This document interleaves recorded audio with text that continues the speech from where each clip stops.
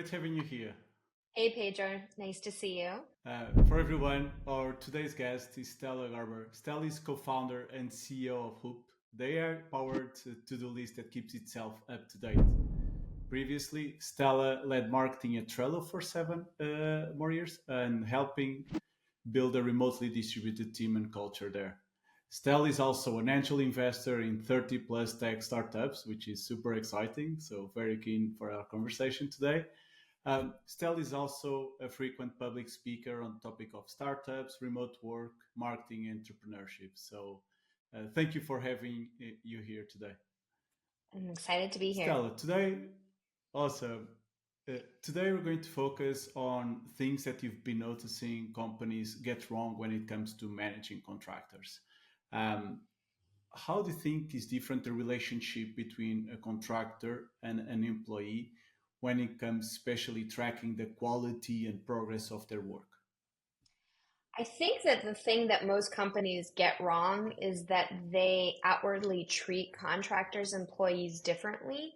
I think in order for contractors to have the best, most effective, and like most productive experience at a company, they have to feel really bought in and as part of the team as they can be.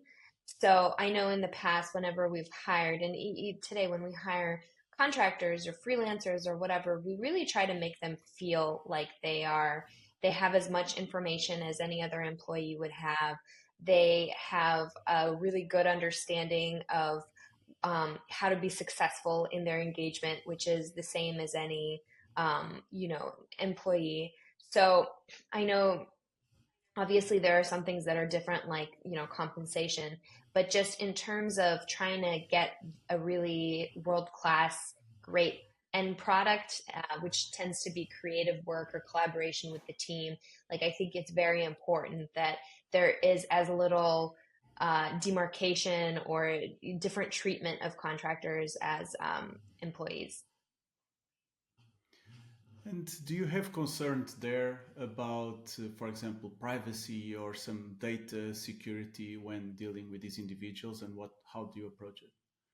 I think it depends on the type of contractors that you're working with. In the past, we have tended to, again, think of contractors as more of an extension of our team. So, for like a design, engineering, marketing, we would give them access to any information that any other employee would have. Also, any employee for the most part is not going to have access to really sensitive information like so I think that there are certain things that can be protected from a contract standpoint, but ultimately, especially because for the most part, I have hired contracts that work remotely, and we want to make sure that people have the information and tools to do their job, and that means getting access. And I think that the last thing that you want to do when you're managing any sort of a person is constantly have questions about, well, where do I access this information? What's the password for this thing? And so I think we tend to be maybe a little bit pickier when we hire freelancers, contractors, make sure that they understand and respect the values and will be that extension because we're going to treat them, we're going to give them, the same access and so we would expect have the same expectations for any type of person, regardless of their employment status. Yeah, great way to approach it. I fully agree with you on that. But it's always a sensitive subject around security, and especially companies that have access to personal information. Yes. Turning a bit more now to the management of these contractors. How do you approach PTO? Like you mentioned that you treat them as mostly as employees. How do you go about these individuals? Obviously, they have independence on the time off they take, the approach they take. Mhm. How do you manage this? It's very similar, I think, to the full-time employees where, we expect there to be a really high level of communication upfront about any vacation that they're going to take. I think probably the biggest difference is that they're not going to be compensated during their vacation, whereas a full-time employee, that's just, part of their contract. So, but otherwise, we ask folks to give us a heads up well ahead of when their vacation is, make sure that any type of work that um, needs to be covered while they're out has the appropriate resources. And this, again, I think is in service of treating everybody in a similar way. When the contractors, when the freelancers see everyone is sharing about their vacation, when they're taking their vacation, making sure that they're getting coverage, they can do sort of a similar thing. So I think that's probably the biggest difference. And I think there's maybe a difference sort of internally when you're managing the contractor to make sure that they understand what the expectations are and that they're communicating them with you as the person who's hiring them, but then also just in terms of the team and how the team perceives the contribution and relationship with the contractors, that it feels much more cohesive. One thing I'll mention, and why we, especially at Hoop as a startup, think this way is that we really like to hire freelancers, contractors, and use it as an opportunity to get to know people that we may want to hire full time. We actually just hired our first designer, founding product designer, and he started freelancing with us a few months ago. So it was a really great opportunity for him to kind of get a feel and understand what it would be like to, join the team full time, whether it's something he'd want to do, and also for us to de-risk and really understand the person that we're hiring versus doing a traditional interview process, which is like 5 interviews or whatever it is, a little bit of creative work. So I think that obviously there's different kinds of contractors. There's shorter term contractors, there's more role specific contractors, but in the headspace that I'm currently at, I think it's a really, really great opportunity for to sort of try out in a mitigated risk kind of way for both parties, whether there could be a long-term fit.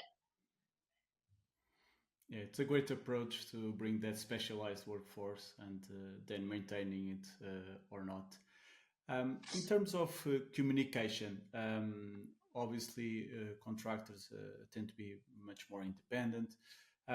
You mentioned that you treat these individuals mostly as a team. So, do you have any tips? I think this can be broader actually to the remote work tips for communicating in a remote setting, but especially when you have a team composed of internal employees and contractors.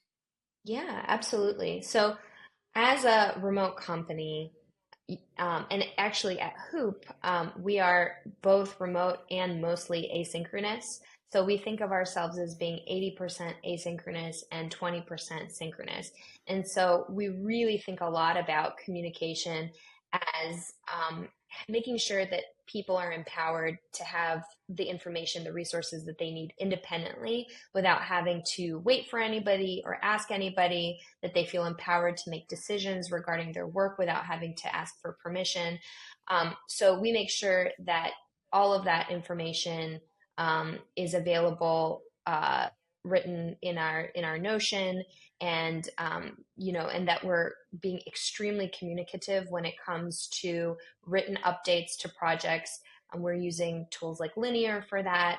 Um, and then we also, because we are a mix of async and sync, we try to be very thoughtful about how we use our sync time together to make sure that we really take advantage of the opportunities to collaborate, to be creative, to have this thing called burstiness. Have you heard of burstiness? I think a lot about burstiness. No, it's this Tell us more. energy.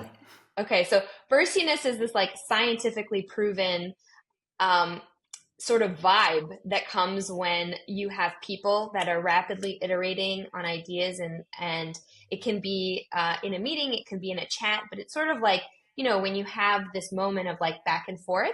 And so there's been research that's shown that the most effective teams have periods of intense burstiness and then periods of intense focus.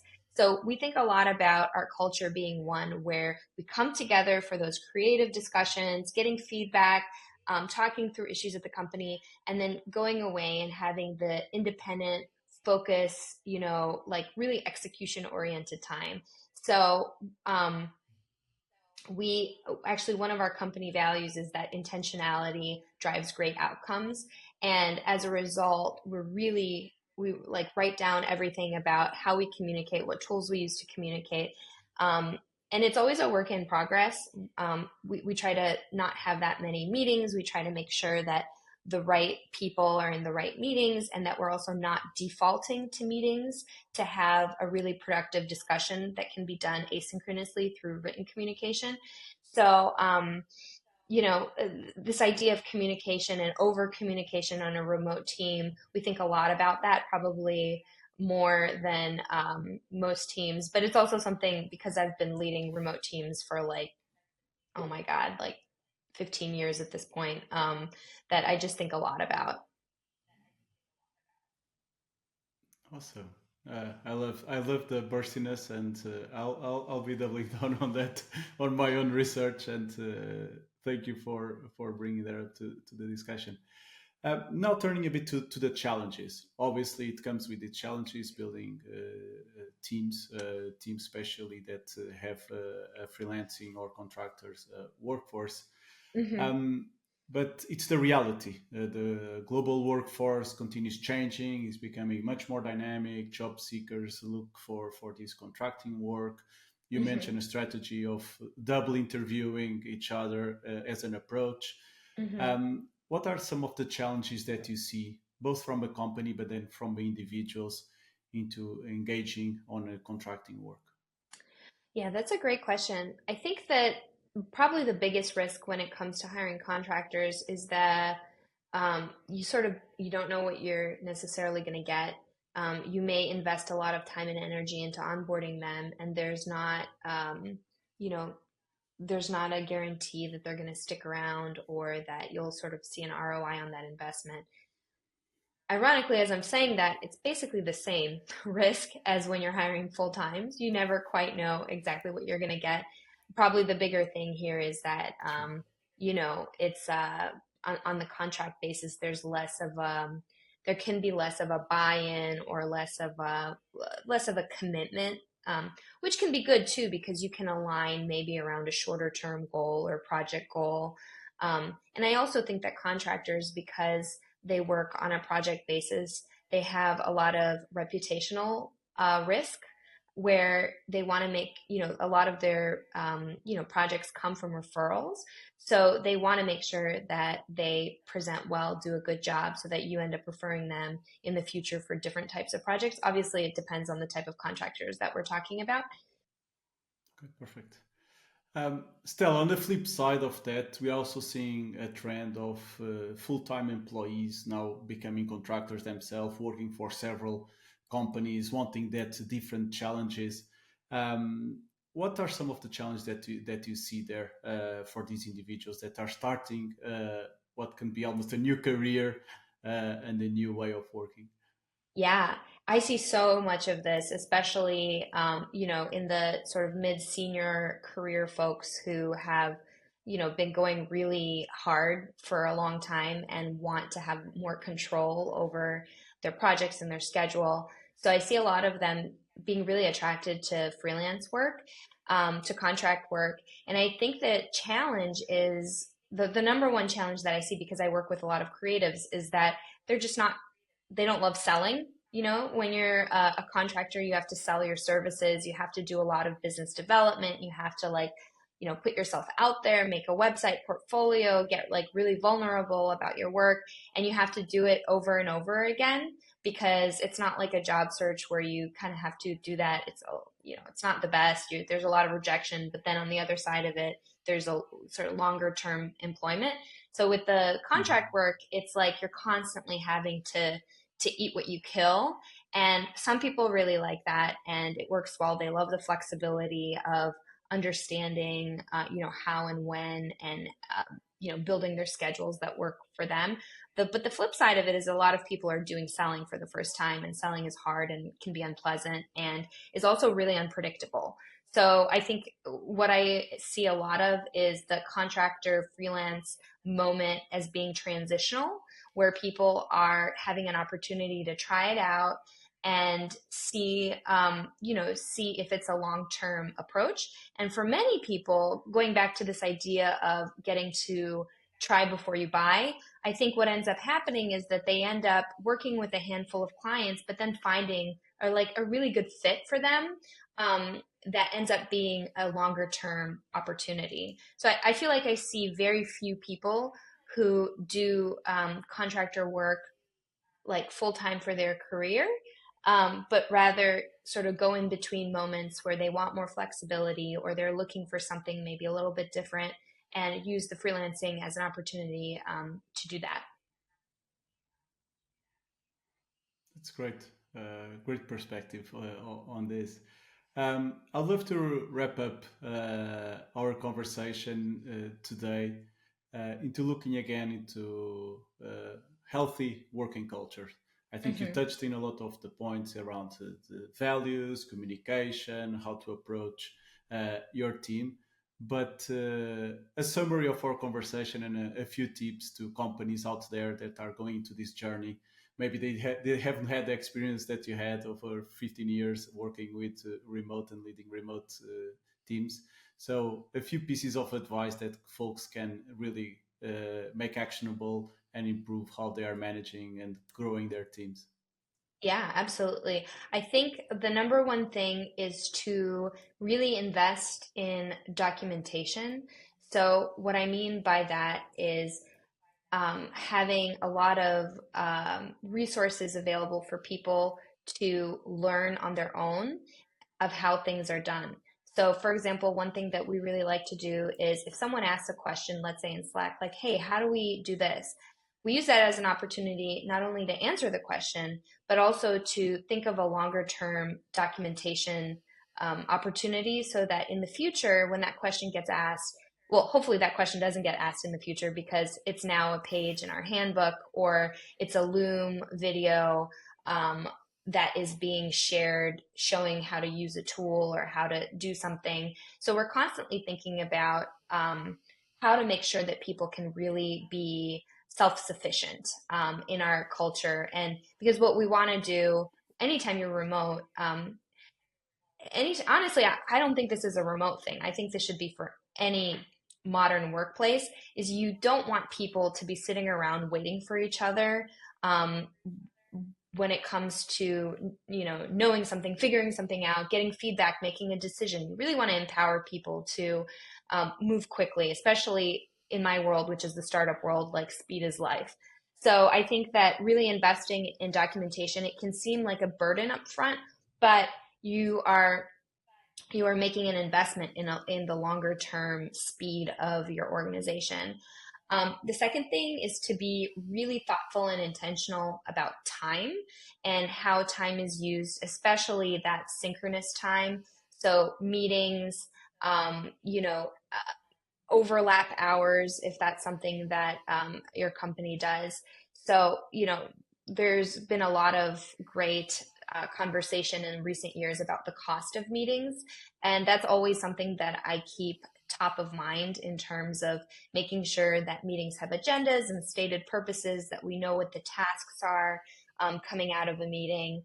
And that we're not, also a really big one for us that I would also recommend, is that we're not waiting on meetings to move forward on a project. I think that can be something that's like a very comfortable pattern for people. And then I think thirdly, there's a lot of talk of culture. And at Trello, we built a very robust, fun, really like engaging team culture that was remote. And I think people were surprised. I know Trello was acquired by Atlassian in 2017. And they were surprised at how strong of a team culture we had because at that time, Atlassian had been a mostly in office culture, and now they're completely remote. But or they're remote first. So I think like really thinking about how to infuse interactions with culture, making sure that culture is very intentional. I think the idea of intentionality is just really important in every interaction when you're remote, because people are always trying to seek meaning from things. And in a physical workspace, they can seek meaning from or they can seek meaning from cues that are just available to them, like what time are people coming in, what are the kind of jokes people are making. They can sort of get these observational cues. And I think in a digital workspace, it's similar, but it's coming from things like, well, how often are people using emoji in Slack? And how often are meetings going longer than they should be? And all of these things are like cues around what the culture is. And as an executive, you want to make sure that you're keeping an eye on that and not letting culture happen, but being really intentional about what the culture is and what you want it to be. Stella, this was great. Amazing conversation. Thank you very much for sharing your experience and both sides of the equation, employees, contractors, the perspective from contractors, even selling, which is a subject that it's usually not spoken about a lot. And burstiness, obviously. I think it's a keyword for our conversation today, which we'll take away for sure. Thank you very much for your time with us today. Yeah, thank you. This was fun.